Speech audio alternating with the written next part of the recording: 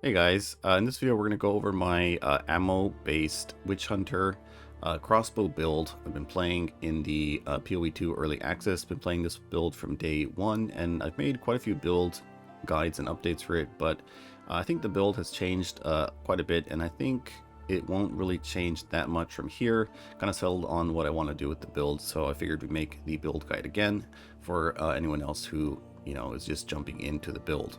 So let's go into a boss and see what it's like. Alright, hopefully we don't die because I don't really have a boss nearby to find a new one. So let's do our high velocity rounds. And who is this guy? Oh, I've never fought this guy in maps before. But yeah, let's just do this. Oh wow. Okay, that was a really big proc. Okay, well, let's try to get our electrocute. It's almost there, and there we go. So now we'll swap to the, what do you call it? Shock burst rounds, and he's dead. Alright, so let's start off with the skills, what kind of skills we're using, how we're setting them up, and that kind of stuff. Okay, so ignore crossbow shot. I'm only using this to store gems that I might, like I'm testing out.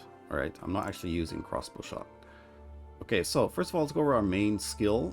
We have Galvanic Shards, and this skill, since it's our clearing skill, we want it to we want to set it up for clear, but at the same time we do want it to do a lot of damage, right? So the way I have it set it up is basically we have our 25% more attack speed, we have the weapon elemental damage, and then we have close combat. And it should be this way. So when you're on a 4-link, then you want to have it set up like this with fork. Now, right now I'm not running any pierce. Before I was running pierce, but for clear, there is a couple of ways you can go about it, right? So there is 3 clear gems. There's the fork, then there's chain, and then there's pierce. Pierce and fork both have the projectiles from supported skills deal 50% less damage after forking or after piercing, right? So it's after. So the initial hit still does the full damage. It's quite important, right? But the chain gem is just flat out 50% less damage. So your initial hit is also doing less damage. So ideally though, I would like to use chain because chain just feels amazing. And the second best from chain, I think, I guess, is going to be fork. Now, what fork is going to allow you to do is, it's kind of neat because I can show you here. What happens is, if this tree, let's say this tree is a monster, we're going to hit the monster, and then the crossbow bolts are going to split out, like left and right, like this. So what this allows you to do is, like, if there's a corner, say like there's a wall, or like this tree here, there's a tree, there's a monster here, and there's a monster here. I can shoot this monster here, and that's going to fork over and clear here. So you can, like, it really makes your clear very, very good. Right, and the downside of the less damage isn't that bad because it doesn't affect when you want to do single target with Galvanic Shards. Okay, so if you do get a 5-link, then I recommend close combat. There is a lot of other gems we could use, but since we are actually using 3 different skills, we kind of have to spread them out evenly, right? So Galvanic Shards, since it is best at close range combat because it can shotgun, right? If it shoots out 6 projectiles and all 6 can hit the same target, so if you're close up, then you're doing more damage. So that's why we have close combat. Okay, next we're going to go for the high velocity rounds. Now this, like we mentioned, is mostly your bossing ability in combination with shock burst rounds, or for like stuff like Sanctum. This is really amazing in Sanctum because you can just snipe enemies. Like when I'm running Sanctum, I'm pretty much only using this because there's a lot of those like snake things in Sanctum, right? And you can just kind of one shot from this will just stun them just flat out. So you just shoot 2 high velocity rounds and they're pretty much dead. You can kill them off screen and make Sanctum really, really easy when you can do that. Okay, and I kind of like this gem because it's kind of fits into the kind of like gunner type playstyle where you have like your shotgun, then you have a sniper rifle, and then you have your machine gun, and then you also have, if you want to use plasma burst, and this is kind of like a I don't know, grenade launcher or RPG or something like that. Okay, so I have scatter shot on here, so it shoots 3 bolts instead of only 1. So you can see, if you see the damage on this, it doesn't seem that good compared to a shock burst round shot, but this is doing times 3, so it's this times 3, so this is actually about 9,000 damage on high velocity rounds because we are shooting 2 additional projectiles on this. Okay, so we have double barrel because high velocity rounds only has one bullet, I guess, or 1 bolt you could say to begin with, so we add in 1 extra bolt so we don't have to reload as much. And then we have long shot because we are using this from long range, so we get more damage if they're 7 meters away from you, and 7 meters is, it's about like where these trees are. Like if I'm here, it's about here. So if you're targeting anything about like in this kind of like area like this, then you're getting the damage bonus. Okay, then after that we have lightning penetration. Now this link, not that important. We'll go over lightning penetration now, I guess, because it is kind of interesting. So lightning penetration has kind of changed in that it cannot penetrate below 0. So this makes it not very important as much, you know, as it was before. Most monsters don't have any elemental resistances. They're actually like at 0. So penetration from white mobs pretty much does nothing unless there is like area mods or map mods that give monsters resistances. So, but rare monsters can have modifiers that give them resistance, as well as bosses.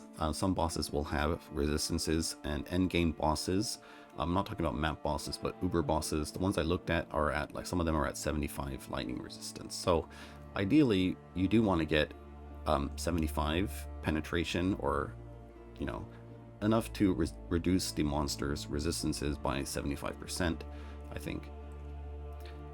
We are getting a little bit of penetration on the tree, but and usually that's enough for most mapping, but there was like nothing else to put in here, so I have this here right now. And it will help when there is like some rare monster that has a lot of lightning resistance, or a boss that just has tons of lightning resistance. One thing to note about high velocity rounds is this does not have any built-in lightning conversion. So you can see I do have lightning damage, flat lightning damage on my weapon. So that means, and also like a little bit on my rings, right?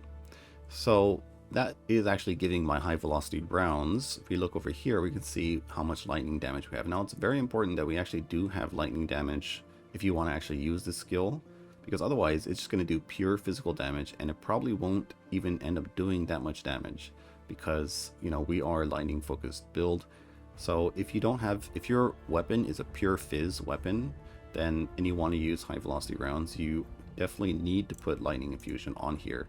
Otherwise, you're not going to have any lightning damage. It's not going to shock. It's not going to build up electrocute, and you're going to have a bad time. The nice thing about high velocity rounds too, one nice thing is it builds up stun really well. So you can, if you're only using high velocity rounds, you can electrocute the boss, and then right after that you can actually stun the boss as well for like quite a lot of crowd control. So keep that in mind with high velocity rounds, and, you know, open up the advanced tooltip and look at your different damage types. If you don't see a lot of lightning damage, like if your lightning damage is lower than your fizz damage, then you might have to use lightning infusion here to actually give it more lightning damage so it can actually start electrocuting and shocking enemies consistently. Right, but anyways, right now I'm sort of testing out shock burst rounds to see how much like damage we can give to it, and right now let's go over shock burst rounds next. So shock burst rounds, the way this works is there's 2 parts to the skill. It's actually quite, you know, easy. You can just read the skill gem, but there's a pulse and a projectile, and the pulse only goes off when the target is electrocuted or shocked. So you only want to actually use this when the target is affected by those elements. Right now, like I mentioned, lightning infusion in here because I do have enough lightning damage to use my high velocity rounds. Okay, so for the next gem, elemental focus. This makes it so that the skills cannot inflict elemental ailments, but that's okay because Shock Burst rounds actually has a hidden tag. It won't show up on the gem, I think, but basically it just cannot inflict shock or electrocute. It's just impossible.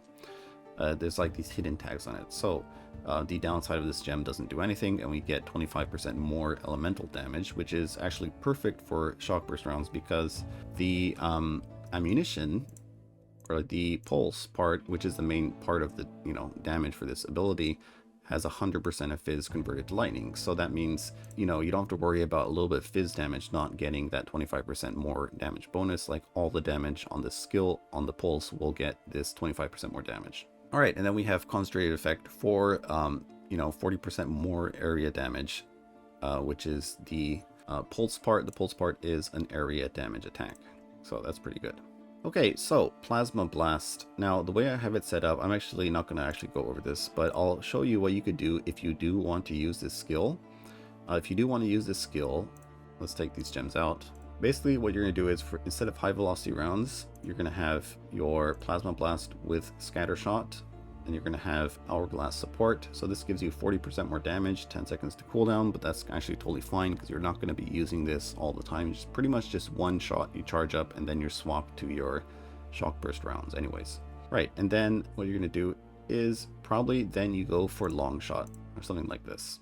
Right, so you have it set up like this, and then after that you could do like Lightning Penetration, and I think you'll have to like figure it out after that. I haven't really looked into what I want to use, but pretty much something like this with the Hourglass support, and then Scatter Shot and Long Shot. So that's kind of how you would set up the links. Okay, let's go over some of our buffs. So we have Emergency Reload. This buff is basically just, it instantly reloads your crossbow, and so you don't have to spend time reloading, and then it gives you a damage buff. Right, and then we have it linked to some more cooldown recovery, and then we also have Empower, or Premeditation, that gives you 15% more damage on top of the 27% more damage we have right now. Okay, so then we have Herald of Thunder. We have it linked to Cannibalism. This is really important because it's going to give you quite a lot of sustain in maps. See, I really don't have to use my flask in maps that much because, we're killing so many monsters that this ends up just, refilling our life all the time. Okay, then we have Clarity for a little bit of mana regen, and then Vitality for a little bit of life regen. Okay, and then we have Cast on Shock. Now, the recent nerfs to trigger skills actually is a bonus, like, benefit for us, because now, like, we're using Cast on Shock to cast Conductivity to curse the enemy to give them, negative or minus lightning resistance. Now, this can actually go minus, I believe. You can actually bring enemies below 0 resistance with curses. So, one thing to note about that, so curses are very strong, and before the nerfs, you would proc this all the time on like white monsters and all this kind of stuff, and it would drain a lot of mana. But now, this doesn't really proc as much when you're killing white monsters, but it procs, the same, it procs more when you're fighting rare monsters, which is when you actually want this curse skill to go off. So it's actually, the nerfs were actually beneficial to our build, which is kind of cool. And then we have it linked to Inspiration, and then we have it linked to Persistence. Now, for a 5th link, there is a Focus Curse that's going to make it activate faster. You want to put it in here. All right, so let's take a quick look at the gear, the kind of gear we're using. So the gear we're going to be using is, now for the crossbow, I'm kind of not really 100% sure about this one, but I do like having the flat lightning damage here, and there's 2 options. You go for a pure fizz bow, or you go for a split fizz and lightning. So I don't know. A pure fizz bow is gonna be probably more damage, but there is something to note for a tri-elemental weapon, and then you can use that. There's like an aura that gives you a rotating buff of 15% more damage for like, fire or cold or lightning, and it kind of rotates. That might be an option as well. I haven't really tested that out. Like I said, I don't even have a good weapon, right? But even with my bad weapon like that, we were able to like blast through the, I guess these are yellow maps we're doing right now. But yeah, you want to look for something with very high DPS. It doesn't really matter. Just make sure it's physical or lightning at this point, because we are still using the lightning infusion. and any kind of cold or fire damage is going to be reduced by 50%, so we don't really want that. Okay, aside for that, for the suffixes on your weapon, you want attack speed. So attack speed on crossbows is kind of unique in that it, first of all, it increases your attacks per second. You can see the number is kind of blue, so it's increased, but it also is reducing your reload time. So base attack speed on weapons on crossbows reduces reload time, which is massive. So attack speed is going to be one of the most important stats, suffixes on your weapon. After that, level to all projectile skills is nice, but it's going to really increase your mana cost. That's quite a nice damage shield. There's also load and additional bolt you can get, which is going to be pretty big. And then after that, I think, I'm not sure, like some kind of life gain on hit or leech, mana leech or life leech is going to be good, since all of our abilities are pretty much doing 30% of the fizz damage, right? Because like if you look at Galvanic Shards, it's only 40% of fizz to lightning, right? The beam is 100%, but the actual shards, 60% of your damage is going to be fizz damage. So you will get some of that physical damage leached as life and mana. Okay, so as for the gear, the gearing is very simple. All right, let's go over the unique first. We're going to be using Kitoko's Current. This allows us to all of our lightning damage to build up electrocute, and this is like one of our main defensive layers because everything is going to be stunned pretty much almost instantly. All magic or even magic or rare monsters, a few hits and they will be stunned. And not only like this also allows us to use our shock burst rounds more consistently. We don't have to wait for like a random shock proc. We just build up electrocute and we can just blast them with the shock burst rounds. Definitely get one with a, what do you call it, 10% reduced attack and cast speed roll, because that, reduced attack speed is like really bad. Okay, so aside from that, there is one other unique, guys, that I want to use. I just don't have the stats to use it. Right, so Death's Rush, we're going to be using this ring whenever you have, stats for it, because this is going to give you Onslaught on kill. Onslaught is a buff that's going to give you movement speed and skill speed. So really, really big for mapping. And if you can fit it in, whenever you can fit it in, just use it. Like my stats are kind of scuffed right now, so I can't actually use it. But that's something that you guys want to end up using one of your ring slots. Okay, aside from that, the rest of the gear is really, really simple. All we need is armor bases, right? So we want armor, and then we want life, and then we want resistances, right? Specifically, we want our chaos res as much as possible because there's so much chaos damage, right? And the one resistance you can kind of be okay with not capping. Well, I mean, it's not okay. Definitely try to get 75. But if you can't get fire to 75, it's okay, because we do have some passives that is reducing the amount of fire damage we take based on how much armor we have. Okay, so that is sort of like the gear situation, right? You can see here, try to get armor on your belt as well, and the rings too. The rings just cap your resistances and give you some stats. Maybe you need some like dex or int, you can get it on your rings. For the amulet, there's a couple of good stats you want here. First of all is the level to all projectile skills and spirit. Now you can get your spirit on your amulet or your body armor, whichever one, but you are going to need plus 35 spirit somewhere, right? In order to run the combo of skills we're using, the Herald, all of the Herald support gems, and our, cast on shock. We're going to need 35 spirit somewhere, so get it on the amulet or on the body armor, whichever one. And then here I like to get my intelligence, because we do need a decent amount of intelligence to run our cast on shock set up in our curse. So get your intelligence on your amulet or your rings. And then after that, pretty much whatever you want, right? I would suggest getting life, increased life, armor. Try to get resistances, because you can see I have some pretty decent resist gear, right? But I still don't have enough to swap to the Death's Rush ring. So it's kind of annoying to try to fit that in, but anyways, that is the gear situation. As for the flasks, we want an instant flask. And then we also, for the mana flask, you just want to get a mana flask, because you are probably going to need one if you have a lot of plus level to all projectile skills. And I do have some mana leech somewhere here. You have like 7% of fizz leached as mana, but this is not enough. Leech is like really bad in PoE2. Okay, so, and then for our charm, I only have one charm. I don't even know how to unlock the rest of my charm charges. All the belts I've seen only have one charm slot. But anyways, so this one is, I'm using the stun one because this is probably the most annoying thing if you get stun locked. So I have the stun thing, and you want to roll it for guard during effect or gain life during effect. I think the guard is probably better.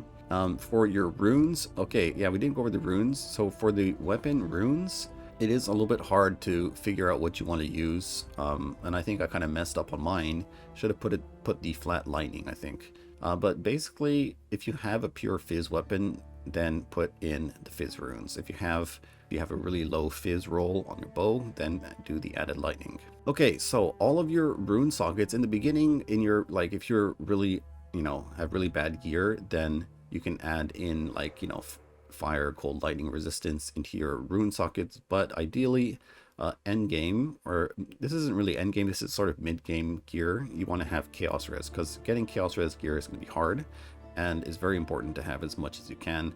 And then I think very, very end game, like max end game, we're going to either go for percent increased life, or we're going to go for the max resistance runes, or soul cores. So for now, I'd say, yeah, Chaos Res is the way to go, because you're probably not going to be able to get to the cap. Okay, let's go over the passive tree. Let's start off with the Ascendancy, and I will have a leveling sort of section in this build guide at the end that you can check out if you're interested in that. So first of all, we have our Explode, right? Zealous Inquisition, 10% chance to explode. Pretty insane. This really makes the clear pop off, and it's actually really good for killing rare monsters in maps, because the rare monsters spawn with a lot of, white monsters around them. You kill the white monsters, they all blow up, and then they also will damage the rare monster, sometimes just like killing them instantly. Okay, then after that we have Culling Strike and Decimating Strike. So you saw in the intro with the boss where I just shot him one time and just like lost almost like 30 or 40% of his HP. That's from the Decimating Strike, so pretty cool. Very, very nice. I did try out this concentration setup, and it didn't really feel as good as the Culling Strike, Decimating Strike, so we're going to go for this for now. And as for the fourth Ascendancy, you probably will end up having to go Witchbane until we can swap over to the Sorcery Ward. Now this is something I think very, very, very endgame, like this might actually end up being good. But right now, at the moment, if you take this, you're actually going to be shooting yourself in the foot, because you're going to lose all of your fizz mitigation, and fizz damage is probably the most common in the game, and you're just going to end up dying to physical damage all the time. So don't take this right now. I will be trying to make this work, and probably end up making a new build guide for that whenever we try that out. Okay, so the passive tree might look a little bit weird because we are traveling all the way around the world, but there is kind of a point to it, and the first point is that we're just picking up all of the very high value nodes, like the lucky lightning damage, the armor applies to fire damage taken from hits. We have the resolute technique, so we don't have to worry about accuracy. We have like shock, magnitude, all of the more damage multipliers we're picking up here. Electrocution, and then also the more maximum lightning damage. So basically taking all the damage multipliers and skipping the kind of like minor nodes, like these 3% attack speed, or the stuff that gives you a reduced attack speed downside and all this kind of stuff. And the damage, as you can see, is pretty insane. Traveling all the way like this also does give you a few benefits. So first of all, we get access to all of these jewel sockets, and jewel sockets are probably the best, bang for your buck in terms of, stat point investment. Like one of these small jewels can roll up to 8% attack speed, whereas one small node here on attack speed cluster is only 3, and the big notable is only 6, right? So yeah, very, very insane how much value you can get on jewels, and we're going to go pick up as many as we can. As for what kind of stats do you want on your jewels, in the Mobilytics page, I have a section about the jewels, like my recommended stats, so go check that out if you're interested. Let's go over some of the key mechanics of the build. First of all, let's start over here with Resolute Technique. So Resolute Technique makes it so our hits cannot be evaded, but we can never do crits. And one good question is, well, why aren't we going crit? Isn't crit going to be better? And I think honestly right now, no. it's not going to be good. So for crit to work, I would say go crit if you can get 60 to 70% crit chance. Otherwise, it's pointless, right? You're kind of shooting yourself in the foot trying to go crit when you don't even have crit cap. And there is one thing to note about Resolute Technique in that your hits cannot be evaded. This is pretty strong because there is monster modifiers that have, you know, evasive monsters that are going to evade all your attacks. That doesn't happen with Resolute Technique. There's also the damage or range, accuracy at range penalty. So the further away the target is, the less accurate you are. Don't really have to worry about that with Resolute Technique. Okay, but since we can't crit, we don't get, you know, that nice critical damage multiplier bonus on our damage. So what are we going to do? And basically we're using the lightning damage, the lucky lightning damage, to give us that extra damage bonus that we are missing from crit, basically. And lucky lightning damage is almost as strong as crit, like early game, I'd say, like until you have like really good gear with like, you know, almost crit cap and then tons of crit multi. Because if you look at lightning damage, the roll range is extremely how would you say, big, right? It's very low end and very high end.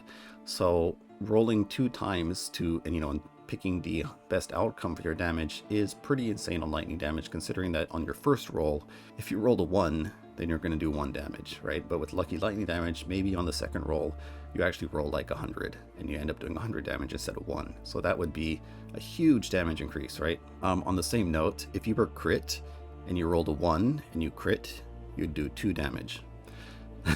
So that's kind of why that the lucky lightning damage does have some benefits over crit, a crit build. All right, so after that, now that we're talking about lightning damage, let's go over to the node all the way at the top. Why are we going all the way up here just to pick this node up?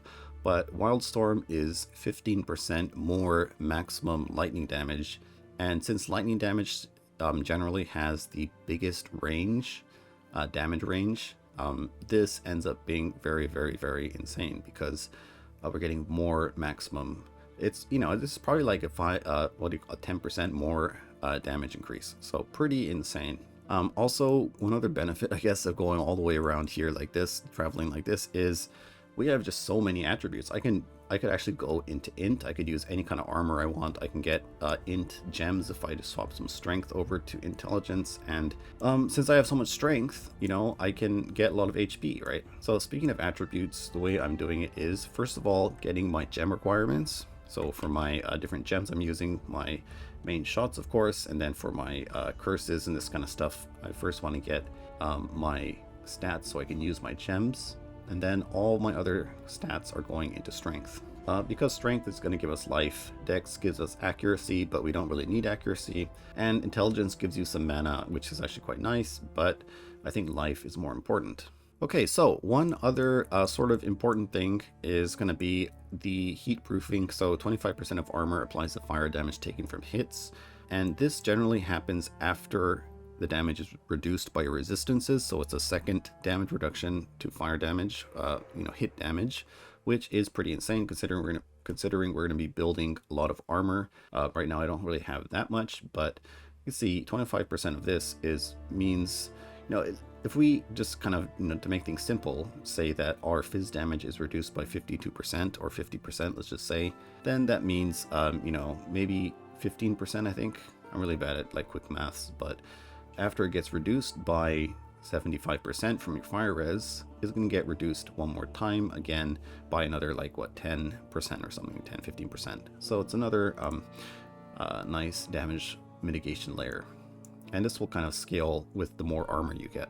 When you're first leveling, you cannot play this build to start, right? So if you're going to be leveling, I think mid act 2, basically as soon as you can get lightning rod, you should be able to play as long as you have a good weapon with, you know, high DPS weapon. Otherwise, you're going to be playing a grenade build and taking these like grenade clusters and the grenade minus fuse duration and all this kind of grenade things, right? So I suggest you look up a grenade leveling build until you have enough points to like actually get your lucky lightning damage. And I think once you get this node, you can actually start playing it. At least that's when I started playing it. But it may be rough early on if you don't have a good weapon, so keep that in mind. Maybe you just want to go level grenades for a bit until you have enough gear and points to swap over. All right, so let's get rid of these points. And the reason I'm going over here is, first of all, we get some attack speed, right? And then this is pretty nice because it gives us some more armor, but then also some crit damage reduction. Like 20% doesn't seem like a lot, but it really does make a difference. It might mean the difference of you dying and you being alive and able to heal through it. So why don't we go down here for this projectile damage? And I guess you could go this way as well if you wanted to, but I like having the, first of all, the crit damage reduction and then a little bit of life regen, you know, not that much, but this does kind of add up, right? So if I'm like in a poison cloud, I don't really have to like worry about all this like little chip damage, right? A little bit of life regen combined with vitality will kind of allow you to sustain that a little bit easier. Okay, and then we're going to come down over here and then get the lucky lightning damage and the instant reload. So ideally, this is like when you can swap over is when your tree looks something like this, right? And then after that, what you want to do is you want to get some of these damage nodes, like we get the attack speed, we get this crossbow stuff, just like some damage so we can actually start killing things, right? After that, I would suggest going over to, wait, not this way. So just going over to Resolute Technique. And you could get this heat proofing thing too if you want, if you have enough armor, but I don't think you're going to have enough armor to actually get this yet, so we'll skip it for now. And then we'll come up sort of like this way and then pick. Once you have the Kitoko's gloves, you can take this. Until you get the Kitoko's gloves, don't take this, right? And then we'll get some like shock chance and then come up over here for this and get the Herald stuff. And then right, and then we'll probably at that point you want to start taking like stuff like the heat proofing, and that is pretty much the tree. There's a couple points left, right? You can like put them inside some more attack speed. Oh, I actually forgot about the attack speed, right? You definitely want to get this as soon as you can. Makes a big difference, and then you can go into stuff like this. So that's kind of like what your tree will look like around the little 80-ish, and then after that you can go pick up some more of these like jewel sockets over here. And after that, you can pretty much take whatever you want, right? You can go into some more, you know, elemental buildup, some more damage over here.